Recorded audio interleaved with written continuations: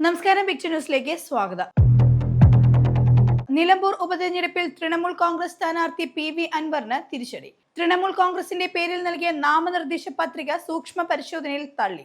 അൻവറിന് സ്വതന്ത്രനായി മത്സരിക്കാം. തെരഞ്ഞെടുപ്പിൽ തൃണമൂൽ കോൺഗ്രസിന് പുറമെ സ്വതന്ത്രൻ എന്ന നിലയിലും 2 നാമനിർദ്ദേശ പത്രികകളാണ് PV അൻവർ സമർപ്പിച്ചിരുന്നത്. ഇതിൽ സ്വതന്ത്രനായി നൽകിയ പത്രികയാണ് സ്വീകരിച്ചിട്ടുള്ളത്.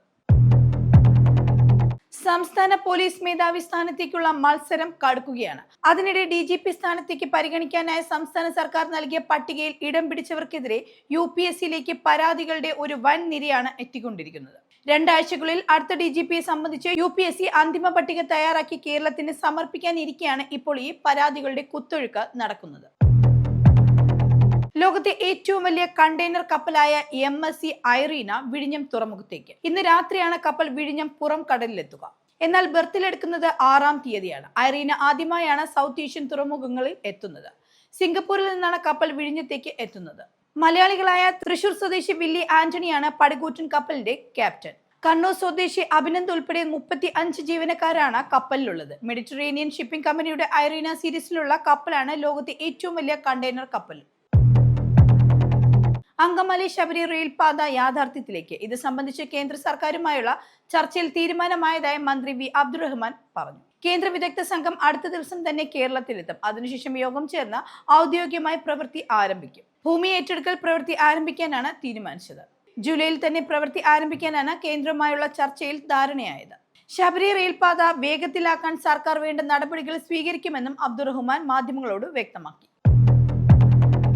അട്ടപ്പാടിയിൽ ആദിവാസി യുവാവിനെ കെട്ടിയിട്ട് അർദ്ധനഗ്നനാക്കി മർദ്ദിച്ച കേസിൽ പ്രതികൾക്ക് ജാമ്യം. പ്രതികളായ റെജിൻ മാത്യു, വിഷ്ണു എന്നിവർക്കാണ് ഉപാധികളോടെ കോടതി ജാമ്യം അനുവദിച്ചിരിക്കുന്നത്. പ്രതികൾ സിജുവുമായോ സാക്ഷികളുമായോ ഒരു തരത്തിലും ബന്ധപ്പെടാനോ ഭീഷണിപ്പെടുത്താനോ പാടില്ലെന്നാണ് കോടതി നിർദ്ദേശിച്ചിരിക്കുന്നത്. മണ്ണാർക്കാട് SC/ST കോടതിയാണ് ജാമ്യം നൽകിയത്. പോക്സോ കേസ് പ്രതിയെ സ്കൂൾ പ്രവേശനോത്സവത്തിൽ മുഖ്യാതിഥിയാക്കിയ സംഭവം വിവാദത്തിൽ. പോക്സോ കേസ് പ്രതിയായ vlogger Mukesh M Nair school പ്രവേശനോത്സവത്തിൽ മുഖ്യാതിഥിയാക്കിയ സ്കൂൾ നടപടിയാണ് ഇപ്പോൾ വിവാദത്തിൽ കലാശിച്ചിരിക്കുന്നത്. തിരുവനന്തപുരം ഫോർട്ട് ഹൈസ്കൂളിലെ പ്രവേശനോത്സവത്തിലാണ് മുകേഷ് M നായർ പങ്കെടുത്തത്. ഭർത്താവ് മരിച്ചാലും ഭാര്യയ്ക്ക് ഭദ്രവീട്ടിൽ കഴിയാമെന്ന ഹൈക്കോടതി. ഭർത്താവിനൊപ്പം താമസിച്ച അതേ വീട്ടിൽ കുട്ടികളുമൊത്ത ഭാര്യയ്ക്ക് താമസിക്കാൻ അവകാശമുണ്ടെന്നാണ് ഹൈക്കോടതി ഉത്തരവിട്ടിരിക്കുന്നത്. വീടിന്റെ ഉടമസ്ഥത ആരുടെ പേരിലാണെങ്കിലും അത് കണക്കിലെടുക്കാതെ തന്നെ ഭദ്രവീട്ടിൽ താമസിക്കാൻ ഗാർഹിക പീഡന നിരോധന നിയമത്തിൽ വ്യവസ്ഥയുണ്ടെന്നും കോടതി അറിയിച്ചു. കന്നഡ ഭാഷാ വിവാദത്തിൽ നടൻ കമൽഹാസനെതിരെ രൂക്ഷ വിമർശനവുമായി കർണാടക ഹൈക്കോടതി. തഗ് ലൈഫ് എന്ന ചിത്രത്തിന്റെ റിലീസിംഗിന് വിലക്കേർപ്പെടുത്തിയ കർണാടക ഫിലിം ചേംബറിന്റെ നടപടിക്കെതിരെ കമൽഹാസൻ നൽകിയ ഹർജി പരിഗണിക്കവെയാണ് കോടതിയുടെ ഈ വിമർശനം. കമൽഹാസൻ നടത്തിയ പരാമർശം കന്നഡിഗരുടെ വികാരം വ്രണപ്പെടുത്തിയെന്നും എന്തടിസ്ഥാനത്തിലാണ് തമിഴിൽ നിന്നാണ് കന്നഡയുടെ ഉത്ഭവമെന്ന പരാമർശം കമൽഹാസൻ നടത്തിയതെന്നും ജസ്റ്റിസ് നാഗപ്രസന്ന ചോദിച്ചു. വികാരങ്ങളെ വ്രണപ്പെടുത്താൻ ഒരു പൗരനും അവകാശമില്ലെന്നും ജസ്റ്റിസ് വ്യക്തമാക്കി.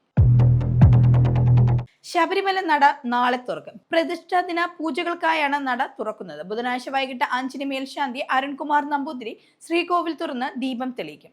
തുടർന്ന് ഭക്തർക്ക് ദർശനം അനുവദിക്കും. രാവിലെ പതിവ് പൂജകൾ നടക്കും. പ്രത്യേക പൂജകളൊന്നും ഉണ്ടാകില്ല. വ്യാഴാഴ്ചയാണ് പ്രതിഷ്ഠാ ദിനം. തന്ത്രി കണ്ഠരര് രാജീവരുടെയും ബ്രഹ്മദത്തിന്റെയും കാർമ്മികത്വത്തിൽ പ്രതിഷ്ഠാ ദിന ചടങ്ങുകൾ നടക്കും.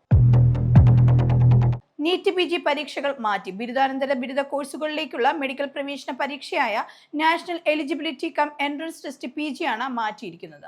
ഈ മാസം 15-ന് നടത്താനിരുന്ന പരീക്ഷയാണ് മാറ്റിയത്. ഒരു ഷിഫ്റ്റിൽ പരീക്ഷ നടത്താനുള്ള ക്രമീകരണത്തിന്റെ ഭാഗമായാണ് പരീക്ഷ മാറ്റിവെച്ചത്. ഒരു ഷിഫ്റ്റിൽ പരീക്ഷ നടത്താൻ സുപ്രീം കോടതി നിർദ്ദേശിച്ചതിന്റെ അടിസ്ഥാനത്തിലാണ് ഈ നടപടി.